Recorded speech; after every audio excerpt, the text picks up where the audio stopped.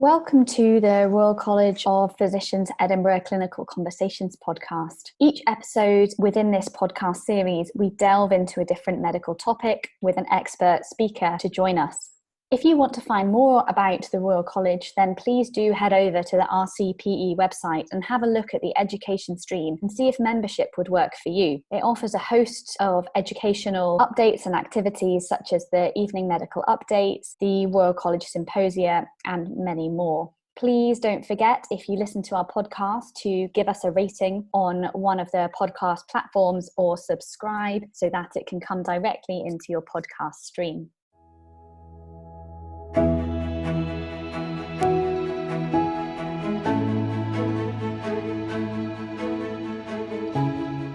Hello everyone, and welcome to this episode of Clinical Conversations. My name is Dr Drs Bardgett, and I'm a T&MC member, and today I'm delighted to be joined by Dr Gourab Choudhury. So welcome, Dr Choudhury, and would you like to tell the listeners a little bit about yourself, please? Thank you for inviting me, Johnny. So I'm Dr Gourab Choudhury, one of the respiratory consultants in the Royal Infirmary of Edinburgh. I also lead all the clinical work that happens in Lothian, along with chairing the Respiratory Managed Clinical Network for NHS Lothian. My research interest is in clinical and translational work around COPD, with a focus on respiratory infections in COPD. And I also co-chaired the National Interface Group for the Scottish Government, through which we are trying to develop pathways to help manage chronic respiratory conditions such as COPD more in the community. So a busy job, but keeps me going.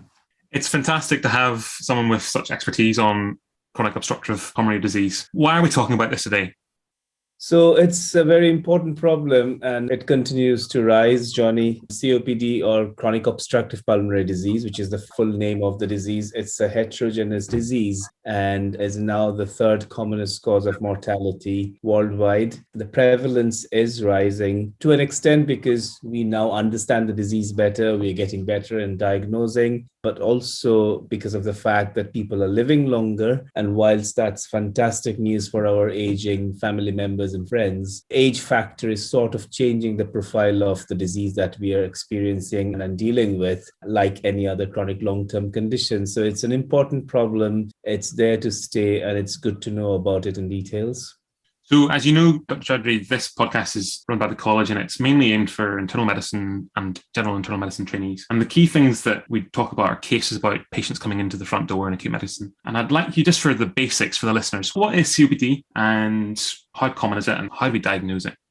Sure. So COPD is a chronic inflammatory lung disease that happens in response to inhalation of noxious particles, most common being cigarette smoking in this part of the world. That leads to that inflammation in the lungs, with subsequent destruction of the lung tissue and inflammation of airways, leading to a variety of symptoms that present as cough, could be sputum production, wheeze, breathlessness. Often patients, particularly in the earlier half of their trajectory, would just complain of recurrent chest infections, often get mislabeled as winter bronchitis. So they can all be part of that spectrum of COPD, within that umbrella term of COPD. In terms of diagnosis, so you have to do a bit of a history taking and do some tests. History taking in terms of the symptoms, identifying the risk factors. So symptoms I've already spoken about, so breathlessness, cough, sputum production, wheeze. And please remember that not every patient will get all the symptoms, so it happens in a variety of format. And then very important to remember is to identify the risk factors that could be associated with COPD, most commonly being cigarette smoking, but also things like reduced exercise capacity, which basically, physical inactivity is an important risk factor. And then if you're suspicious that the person has got COPD, you would refer them for some detailed pulmonary function tests. The way to the gold standard of diagnosing COPD is to do a post-bronchodilator. So basically what we do is we offer them a salbutamol nebulizer or 4 puffs of the salbutamol inhaler, and you'll do a pre and a post set of breathing tests. Most commonly is FEV1, which is the forced expiratory volume in 1 second, and the forced vital capacity. And then the ratio needs to be less than 0.7 to be diagnosed with COPD in an obstructive obstructive airway pattern. So that's in a nutshell, but there are lots of other caveats associated with the diagnosis, but should give some pointers for the general internal medicine people if they're suspicious of someone developing COPD.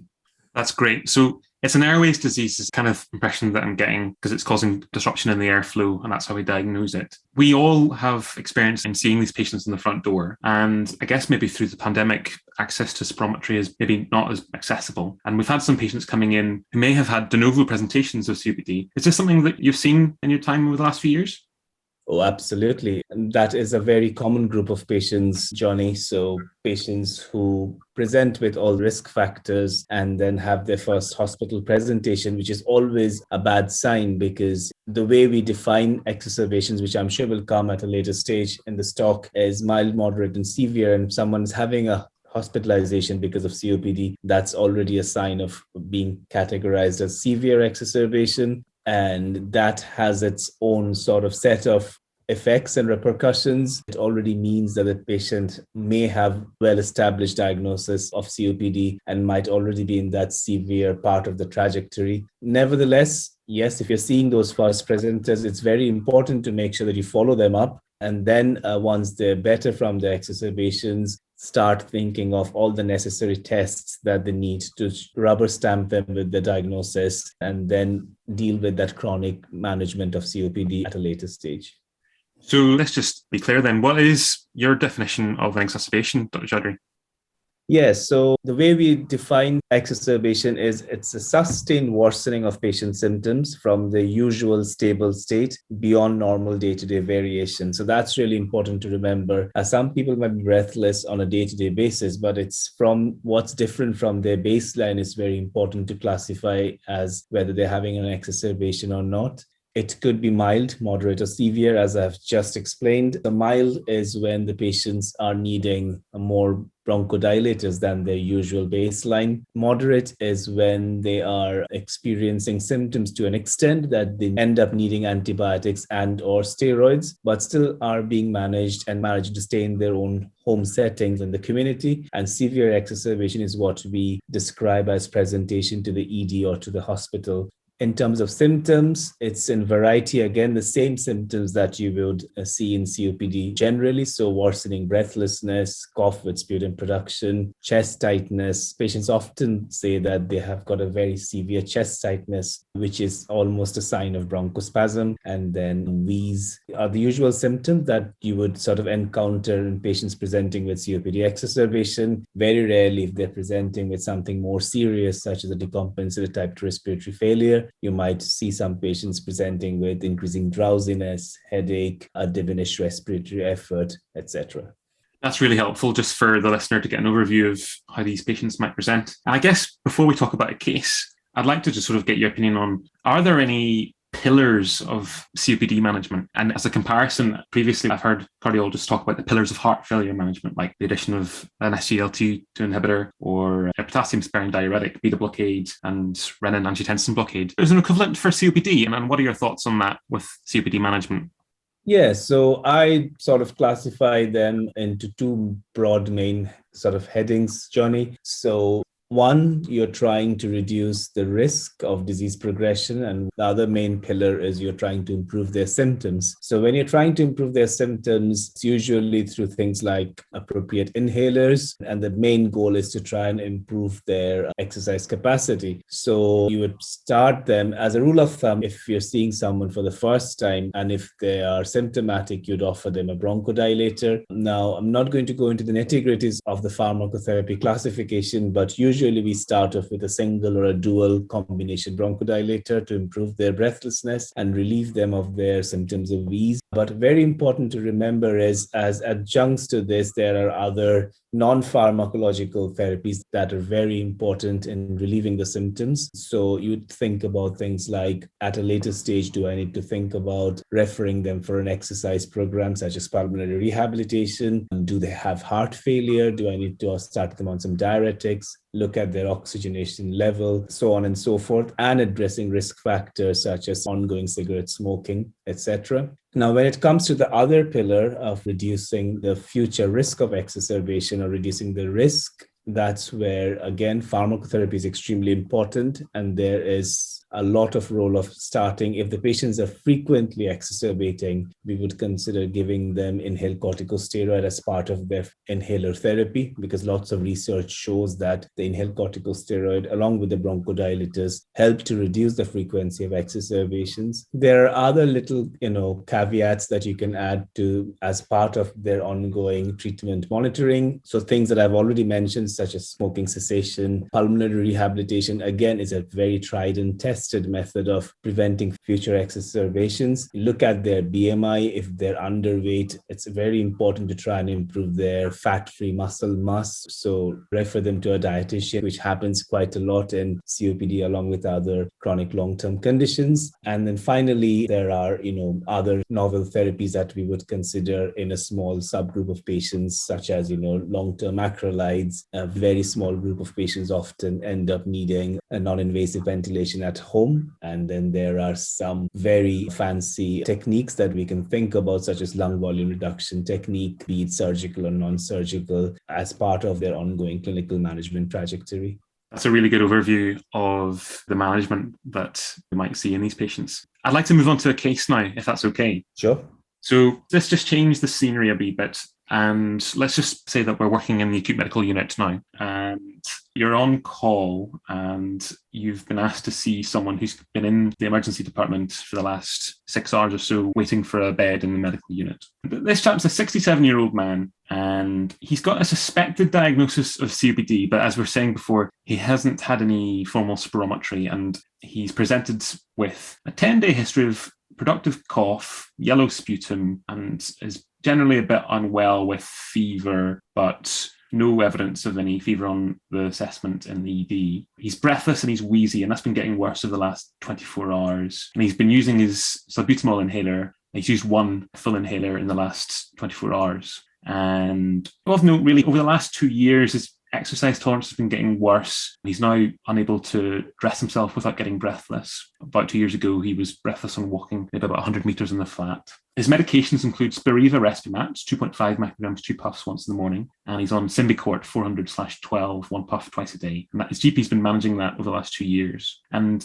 just whenever you ask him or you're reading the notes, he's had 3 exacerbations, but hasn't presented to hospital previously. And he's been on steroids and some antibiotics, doxycycline, for the last 5 days. He still smokes. He's been smoking for over 30 years, about 20 cigarettes per day. He is vaccinated. He's had his COVID vaccine and his flu vaccine. He's had all 4 COVID vaccines. And when you see him, he's breathless. He's using end-of-bed accessory muscles and he's wheezy. You can hear that at the end of the bed. His pulse is about 90, respirate's rate's about 25, sats are 90% on air. His heart rate's about 90 to 100, as I said. His blood pressure's about 100/50, and that's as much as you've got at the moment. There's no fever recorded on his OBS chart. So I've given you a lot of information there, but the key thing is that you're worried about him. He looks unwell. He's breathless. What's your approach to that, and how would you assess this patient? Yeah, so from what you're telling me, Johnny, this patient is presenting with a severe exacerbation. So he's in the hospital. He's got a known diagnosis of COPD. He's a smoker. So immediately I can identify a risk factor as to why he's exacerbating so frequently. So it's very important to sort of initially assess the patient, as you say. So you would start off with your usual ABCDE, like you do with any acutely unwell patients. As part of if the patient is wheezy and coming with breathlessness, you would want to start them on some controlled oxygen. But before that, I would say, since his oxygen saturations are 90 on room air, usually for COPD patients, we go for scale. So anything between 88 to 92 is acceptable for COPD patients. It would be worthwhile doing an arterial blood gas. Now, I know there's lots of viewpoints on whether every patient needs an arterial blood gas or not when they present with a COPD exacerbation, but my advice would be, please do one. Even if the patient is not looking very unwell from bedside, it's really important to do a baseline arterial blood gas so that if the patient then become very unwell, you've got something to go back and compare as to what their acid-base balance was like, what their oxygenation was like. It will also give you very helpful information on if they're a chronic type 2 retainer or not. So all this kind of information would help me then to decide and get that full picture of how the patient might have been in the community. So you will do the arterial blood gas, you will give them some controlled oxygen just to help with their symptoms and start them on a nebulizer. So 2.5 of salbutamol nebulizer is absolutely fine. Often there's a tendency to give 5 milligrams of salbutamol nebulizer, but you've already mentioned that the patient is quite tachycardic. So just start off with 2.5 milligrams of nebulizer would be absolutely fine. And if they still continue to be wheezy, then you can think about adding in an ipratropium nebulizer on top of that. So you've done your nebulizers, you've done your oxygen, you've done an arterial blood gas. You would now want to do some blood tests on the patient just to see. From what you're telling me, it sounds like he's having an infective exacerbation. So he's been feverish. He had been bringing up some dirty yellow sputum. So you'd want to do some blood tests, including looking at the inflammatory markers. As a side thing, it's always good to look at their eosinophil level. I know you'd look at the neutrophil count, but just look at the eosinophil count as well, because sometimes that helps us decide whether they would be responsive to inhaled corticosteroids or not in the future. So that's important information that I would, as a respiratory physician, watch out for. Check their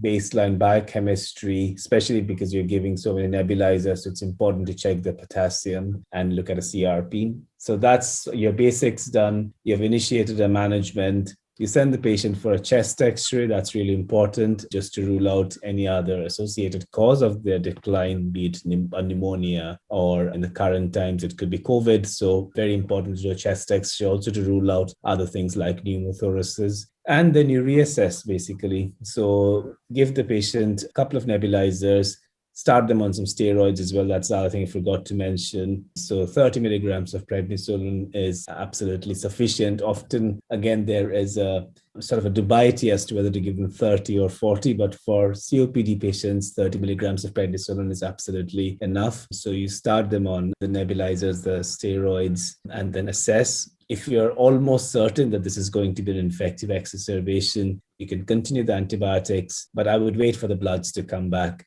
just to corroborate and look at the chest x-ray and then take things forward from there. So that would be my initial assessment. And then obviously, it seems like the patient is struggling. Reassess after a couple of hours. If they feel better, you can sometimes, in some cases, think about an early facilitated discharge, because we've got very well-connected community respiratory teams who can provide them with that nebulizer in a community setting. They can go and check the patient in the house. But obviously, if they're not improving, or if they're sitting sort of one of those borderline cases where you're worried about the patients might deteriorate, or if the blood test or the blood gas shows something that worries you, then you admit them for at least 24 hours for further observation.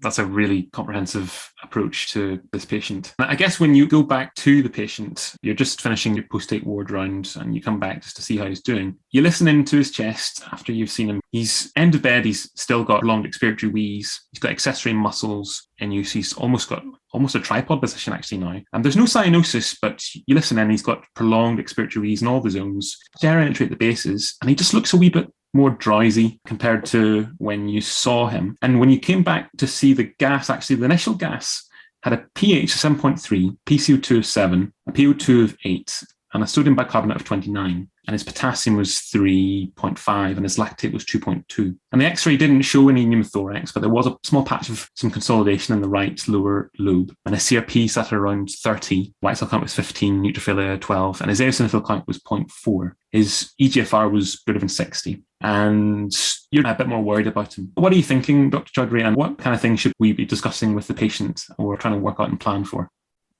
So from the blood tests and the chest x-ray, does seem like that our initial suspicion is right. So he's got different infective exacerbation. He's got raised white cell count, raised CRP, a bit of change in their chest x-ray. But please also remember that some of these patients would have recurrent courses of prednisolone in the community. So the neutrophilia sometimes could be because of the prolonged steroid use. So that's why it's so important to get that 360-degree picture rather than just depending on one marker for deciding whether the patient has got an infection or not. But in this case, it does seem like he has an infection with some changes in their x-ray. So if he had been on doxycycline already, I would think about changing the antibiotics, perhaps think about look through their sputum microbiology. That's really important. Sometimes if you forget to do that, look through their previous microbiology to see if he's grown anything in the past or not. And accordingly, you might want to just change the antibiotics to something different. Coamoxiclav or cotrimoxazole usually covers most of the other pathogens that usually the COPD cohort would grow. But please also remember that some of these patients can have coexistent bronchiectasis, and then they start growing the other weird and wonderful bugs such as Pseudomonas. So that's why it's really important to look through previous sputum results. In the initial management, I should have also mentioned that if possible, send off a sputum sample right at the start as well for general culture and sensitivity, and do a full viral throat swab, because sometimes, these patients, it could just be a viral exacerbation, which is giving them those chest X-ray changes or those infective symptoms. So that's why it's very important to do a viral throat swab. But anyway, I would probably change his antibiotics at this stage.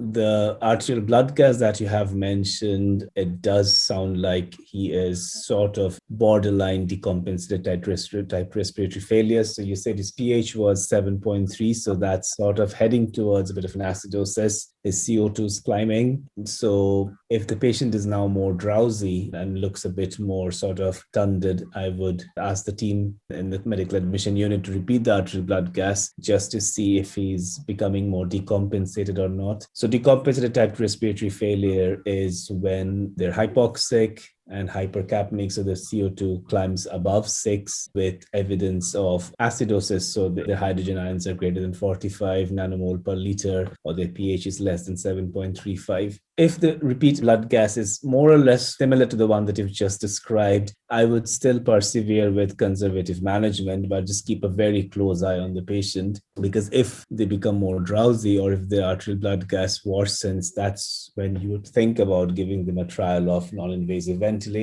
Having said that, it's very important, as you've already asked me, is it important to have a chat with the patient? Absolutely, yes. And you would want to have that chat while they're still sort of in a state to have a conversation and give them their opinion. I usually, if the patients are known to me from beforehand, and that I'm sure most of the respiratory physicians will say the same thing, we try to make an anticipatory care planning along with deciding levels of escalation from beforehand for the patients that we know about. So often you'll find that they've got track alerts on track, which stipulates what sort of escalation plan we would follow. But if the patient is not known to the team, if this is someone who's just presented, it's important to have a quick conversation with the patient at that stage as to what they want, what are their expectations, and how they had been feeling. So it's almost like doing a bit of a background investigation on what their physical capacity has been like, if they had been, their quality of life, etc., because that aids you in the process of deciding the escalation. From what you've told me, it seems like he's been, his excess tolerance been very poor, and he's got severe COPD. So in his case, I would say a trial of NIV would be the ceiling of treatment. And because of the severity of the disease that he is in terms of the spectrum, won't be suitable for a favorable outcome if you consider invasive ventilation in them. So it's important to have that chat with the patient, but when is the right time? No one knows. On one hand, you wouldn't want to make the patient more anxious about when they're feeling poorly. So some information, and then, just ongoing monitoring, a chat with the next of kin is what I would perhaps do in his case, and then reassess, and if needed, and we can start them on NIV, bearing in mind that it's a very unpleasant procedure actually. So NIV, although it works very well, when you carefully select patients in terms of improving the respiratory acidosis, in some cases, it's an extremely difficult procedure to endure. And I sometimes explain that to the patient if they've not had NIV in the past. So it's just almost same kind of feeling that you would get if you stick your head out of a car window when the car is going at 100 miles an hour. So that's the same kind of feeling that you would endure if you're on NIV. And that's sometimes important to spell out to the patient if they've not had NIV in the past. That's a really insightful way of describing it. I was going to ask you what you tell patients, what you explain to them before you suggest going on IV. And in your experience, I won't ask you just to go through how an IV works because we'll have other episodes on that, but what's your experience of how the patients respond? You ask them whether they want to go on an IV. So some of these patients would have had an IV in the past, so they have the experience. But if they're presenting for the first time, obviously they would want to try anything that would help them get better. So most of the patients would be very positive about giving it a trial. Some patients, especially the ones who've got very end-stage disease and have that feeling of claustrophobia because of their hyperexpansion, just would say, no, we don't want it. Or sometimes we make that plan on their behalf from previous experiences when we know that the patients in the past just haven't managed to tolerate an IV. There are ways to calm them down. So, if the patients are feeling extremely claustrophobic or anxious whilst being on an IV, you can offer them some anxiolytics. A bit of morphine or lorazepam sometimes help calm them down. And then you just sort of, as you say, I'm not going to go into the nitty-gritties of an IV, but you can sort of start off with very gentle pressure and then gradually make them acclimatize and accustomed to the machine, and then gradually increase the settings, and sometimes that helps as well. When I'm putting someone on an IV, it's very important to assess within the first 6 to 12 hours. And lots of research shows that an improvement within the first couple of hours is good enough to tell us if the patient is going to get better or not. But I usually give them at least 12 hours to see if the acid-base balance is starting to head in the right direction or not. And if maximum by 24 hours, I see no improvement in their arterial blood gas, that's when I would want to have a chat with the family to say this is probably not going to work. The message that's coming through is that treatment escalation planning is really paramount in terms of patient-centered care. That's something that we should be discussing with all our patients. When do you do that? Obviously, when you see someone in the acute setting, you have to make these decisions there. But when do you find is the best time to have these discussions with patients? So, yeah, absolutely. So treatment escalation plans are extremely important, and they need to be almost paired with the anticipatory care planning document that we encourage the GPs to do in the GP land in primary care. So as I've just said, if I know the patients, we try to make these escalation plans way in advance. So they'll have track alerts, and then it's almost just reinforcing that into the treatment escalation plan when they come into the hospital. If this is someone that I've never been aware of before, if it's someone I'm meeting for the first time, I would initiate the conversation when I see them downstairs in the medical receiving unit. But as we all know, medical admission units are a busy ward and not the best place to have a discussion around treatment escalation plans. So sometimes I would initiate it, give them some information, give them time to think and reflect on what we've talked about, be it DNAR status, or without making any final decision, just sort of like a wholesome chat around what the medical thoughts and perspective are in that person's case, and leave them to think about it. Sometimes we would want to discuss that with their family. And then when they go up to the respiratory ward, the next morning, we will just continue from there on, and then perhaps close the loop would be my advice. So do it gently, do it in phases rather than trying to do it all in one go, because that's when, like any other chronic long-term condition, COPD comes with a huge amount of anxiety. And especially when someone's feeling poorly, it might just tip over their breathlessness to even a worse state if they start hyperventilating because of the discussion that they have had. In extreme cases, when the patient is very unwell and you need to make a decision, you would do what you think medically is best for the patient. But again, in that case, it's important to keep the next of kin and the family in the loop in that discussion and have a chat with them as soon as possible, would be my advice.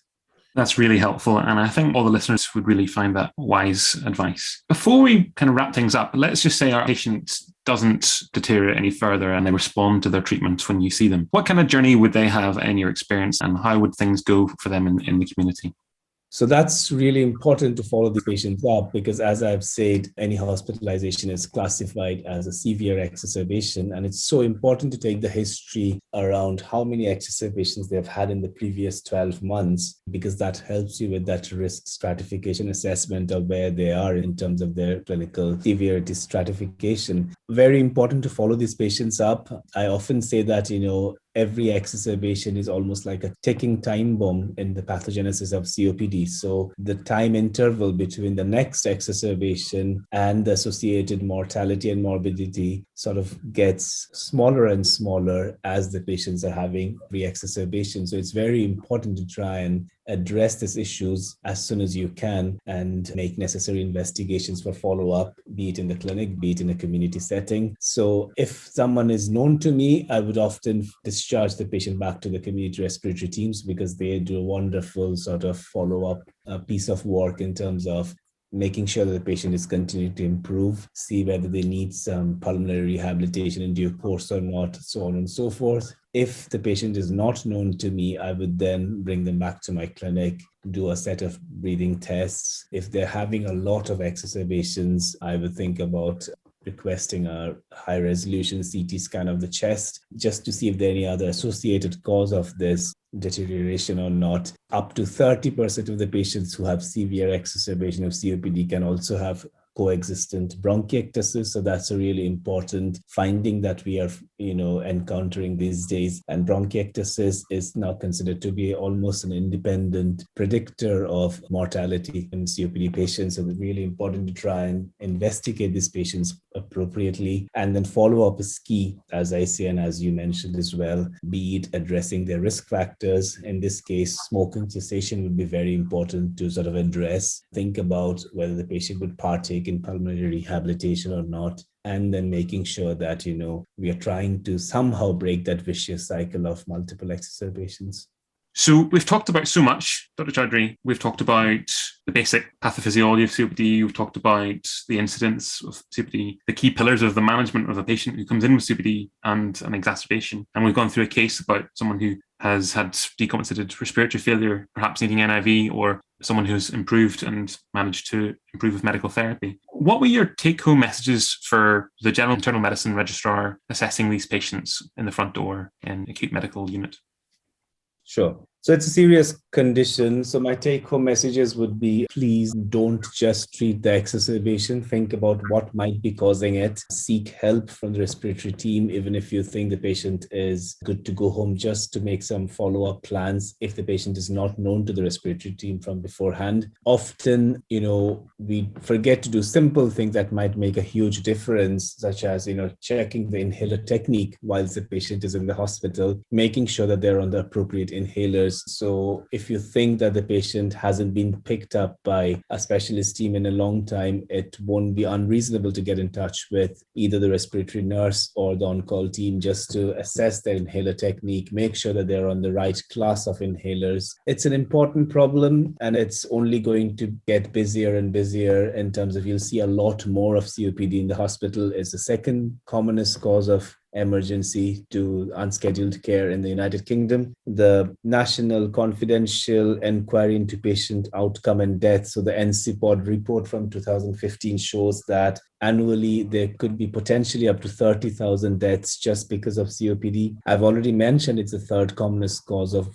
death worldwide. And the NCPOD report also, sort of highlighted from the 2015 report that up to 40% of the patients, when they present to the hospital with an exacerbation, could have another exacerbation, so get readmitted or die because of COPD within the first 90 days of that particular exacerbation. So that's why it's really important to address the exacerbation as a warning sign. A lot of the COPD patients have associated cardiovascular and cerebrovascular disease. So there's up to a 2.5-fold increased risk of acute coronary syndrome, even if it's a type 2 MI, but there is a risk of cardiovascular complications and up to 1.2-fold chance of having a stroke within the first 60 days of a COPD exacerbation. So almost do that 360-degree approach to assessing the patients and address any cardiovascular or cerebrovascular risk factors that you need to assess. Do an ECG, always remember to do an ECG, which we are very good at doing, I must say. And then follow-up is key for these patients, just so that we don't treat the presentation and forget to address what might have actually triggered the exacerbation in the first place. So that's really important to remember. Your talk has been fantastic to listen to, and it's been a pleasure to chat with you, Dr. Choudhury. I guess the key thing that's coming through from what you said is that we have to assess these patients as we would with any other patient holistically, and patient-centered care is a key thing, but it's more than just treating their airways disease, it's treating every other aspect of their health. Absolutely. That's a very good summary, Johnny. So thank you for chatting with me, and as I said, it's been a pleasure to chat with you for the college. And if anybody would like to leave any feedback for Dr. Choudhury, then you can contact him through the Twitter account for the RCP College, and we can pass on any questions for him. And please, we welcome your feedback. Once again, thank you very much, Dr. Gourab Choudhury. Thank you, and thank you for inviting me. Thank you.